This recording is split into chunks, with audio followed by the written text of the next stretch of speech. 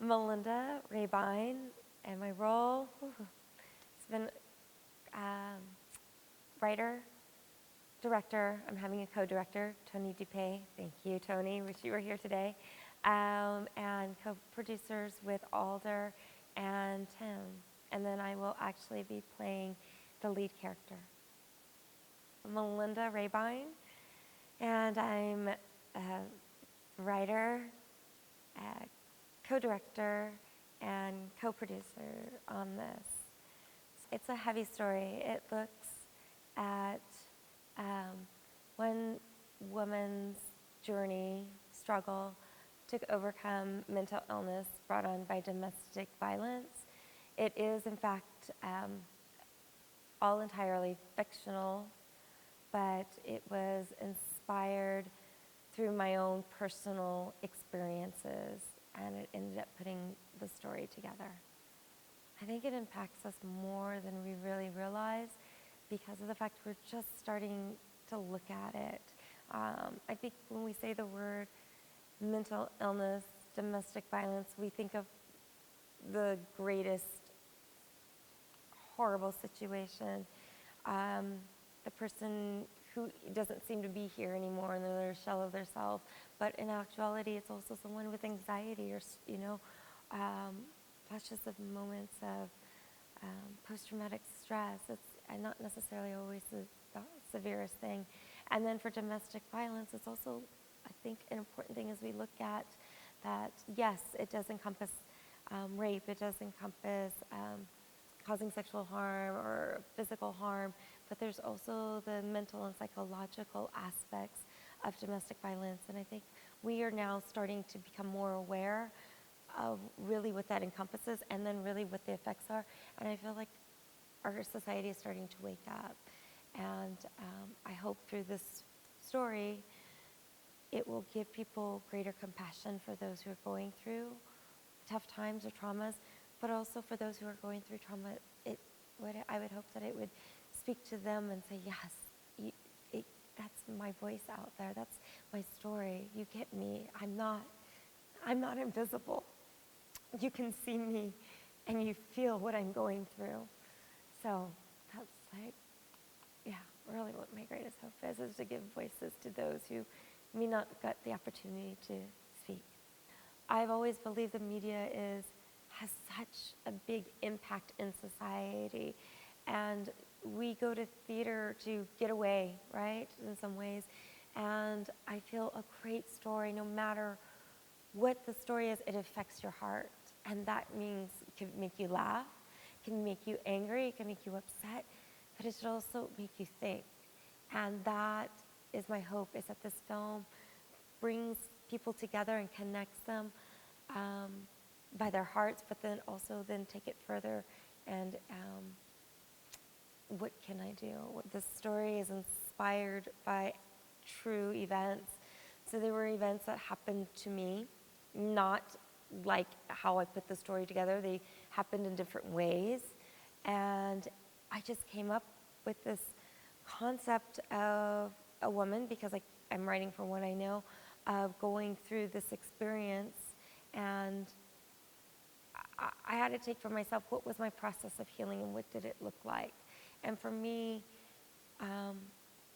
one of the biggest things to overcome and to learn to start doing again is trusting. And that's really scary from someone who's been through a lot. I think anybody who's gone through trauma, you have this hesitation to trust again, but yet you have to trust again in order to go forward. And I had to trust myself that I had a good story.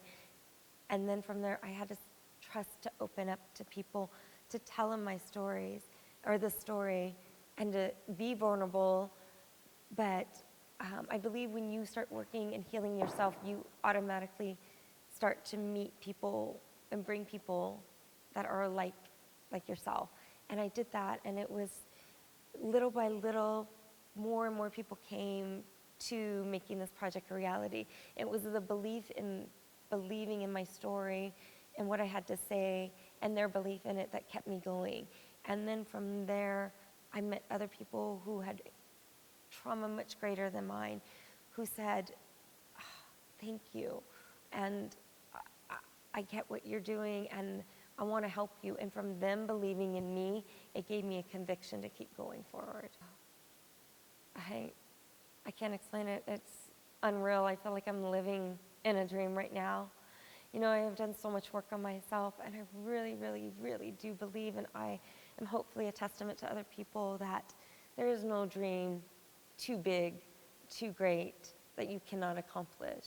But first and foremost, you've got to believe in yourself. You've got to love yourself, because by loving yourself, you know really where are those boundaries that you need to set with certain people, but then you also, giving yourself self-love, you welcome other people who are in that healthy environment to come into your life. And this journey has shown that to me. I mean, this has been up on Facebook, but not a few days, and we're almost at 500 hits. I'm blown away. I'm blown away by the support. I'm blown away that every time I ask someone, will you please, fingers crossed, inside shaking, heart racing, I'm sweating all over, will you be willing to do this project with me? And hands down, it's yes. And I'm like, I just want you to know right now we're still working on budget and still securing funding, and I didn't get my 2 grants. So will you trust me that we're going to be able to go forward? And they're not a problem, no hesitation. Let's make it happen. I think today we have over 10 people making this a reality today. And that's not including the interviewees.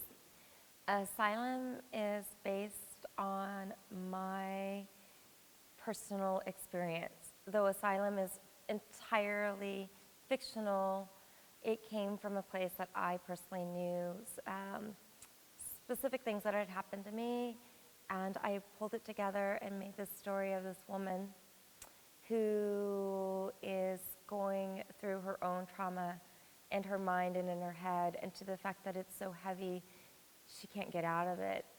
And there's moments where you can see that she wants to, but she doesn't know how to. And then from there, I had to be willing to open myself up and share this idea. And I was so nervous, I was so afraid, I was so scared, and I think I waited almost a year to really get the guts. I would start briefly talking to people about it, but not really going into too much detail. And it took me about a year to get the guts to start talking to some people, and really, really nervous, sent it to someone to look at who I highly respect in the film industry, and she's very much involved in film. And she read it, and I was really nervous because I didn't get a response for a few days. And she messaged me, texted me, and said, award-winning. And I was like, are you okay? I can continue, move forward. And it's been that way, this whole process. And every time I tell someone about it, and I'm so nervous, and I'm shaking, and if you could see my insides, you would think there was an earthquake going on, because there's just so much nerves, and to put myself out there and to ask for help is huge for me. But every time I do, never once has someone said no, and they always have said yes. And someone told me while I was very nervous, said, you need to do this, and you need to go forward with it, and if it's right, the doors will continue to open. And we put this live on Facebook, but a few days ago, and we're almost at 500 hits, so I feel like I'm on the right path, and just more and more beautiful people come into the project, and I'm blown away, overwhelmed. I would ask you to look in yourself and to believe that you deserve so much more. And as hard as it is to step away, and it is hard as it is to say, I love myself, you have to do it for yourself and to move forward, because there is something so much more better for you, so much greener for you amongst the fog that you live in and the hell that you live in. I promise that there's something way better, and you deserve so much more. You need to ask yourself, is this it for me?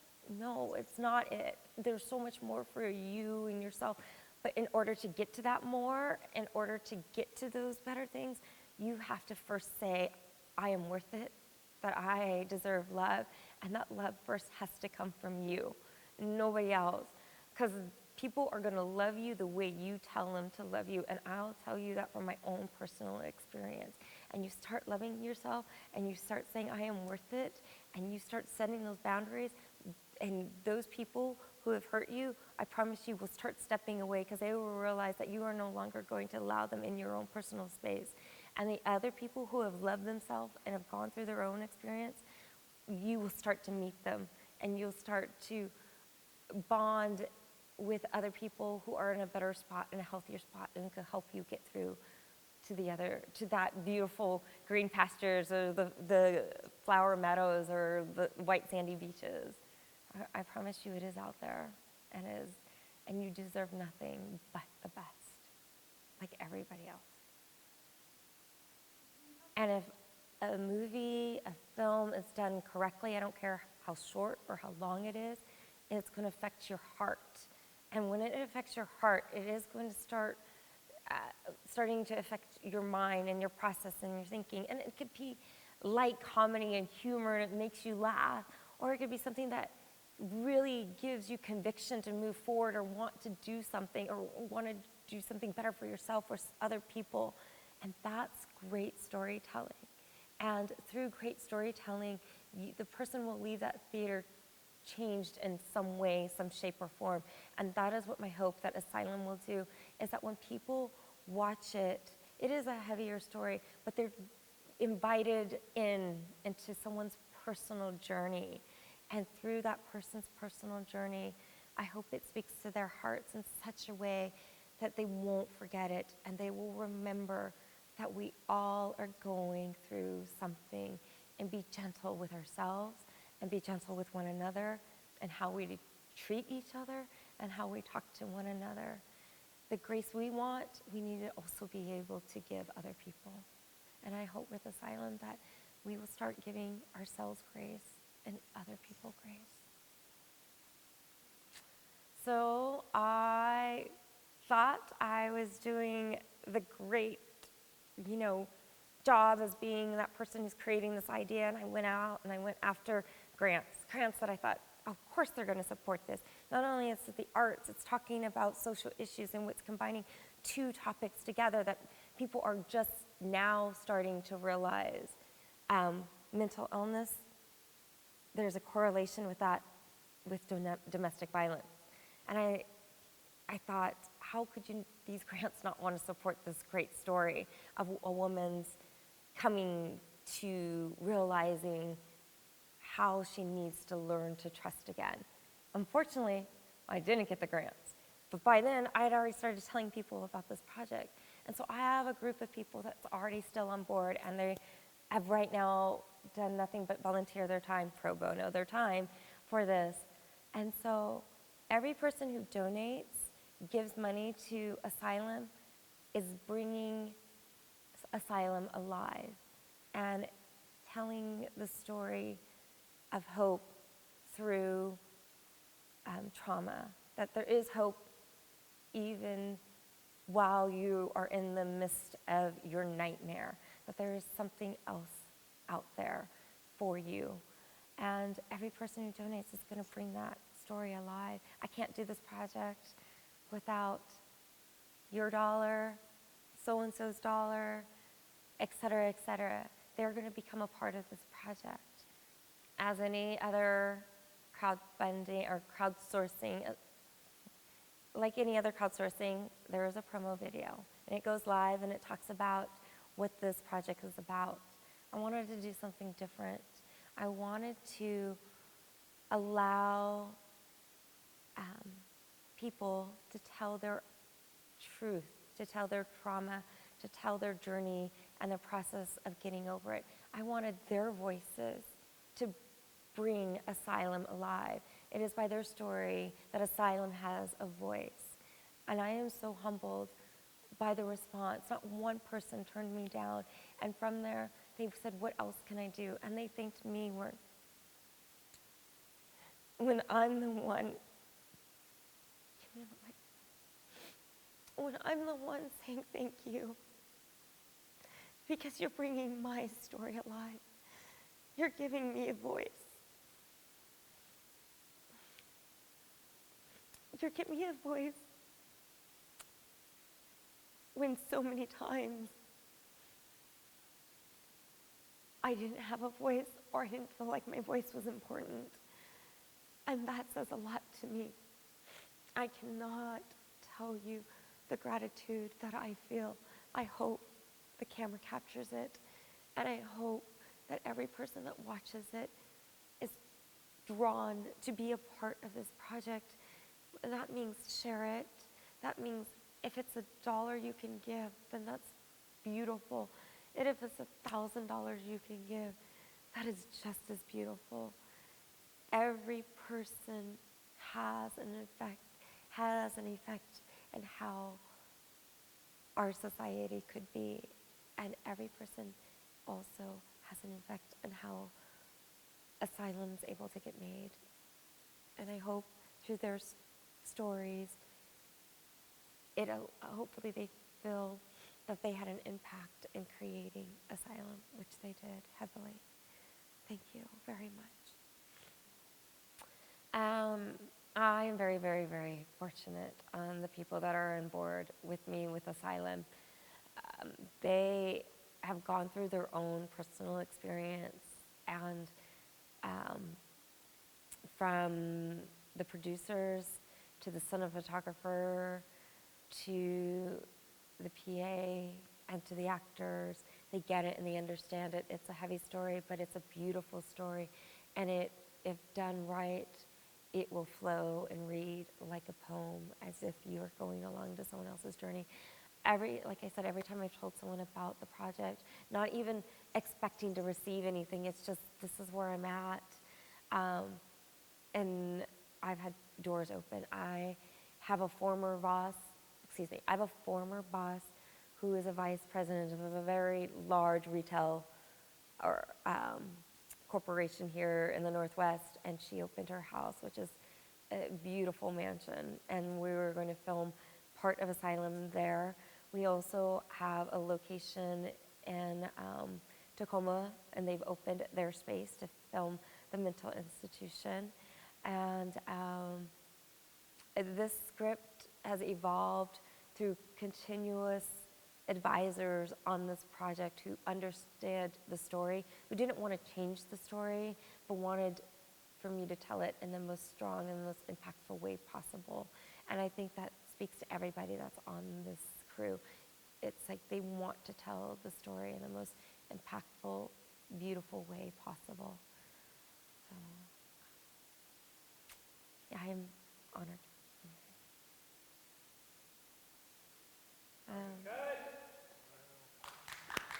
Thanks, you all. Okay.